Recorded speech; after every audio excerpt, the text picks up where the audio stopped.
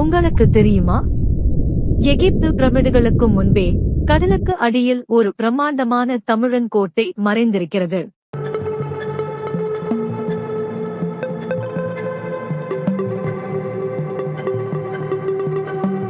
இதுதான் பூம்புகார். சுமார் 15,000 ஆண்டுகளுக்கு முன்பே தமிழர்கள் வாழ்ந்த நவீன கடல் நகரம். குமரிக்கண்டம் என்பது வெறும் கதையல்ல. 7,000 மைல் பரப்பளவு கொண்ட நிலப்பரப்பை கடல் அப்படியே விழுங்கியது.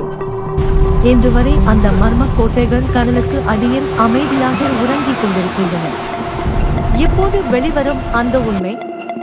தமிழர் வரலாற்றின் இது போன்ற மர்மங்களை தெரிந்து கொள்ள தொல்காப்பியர் சேனலை பின்தொடருங்கள்.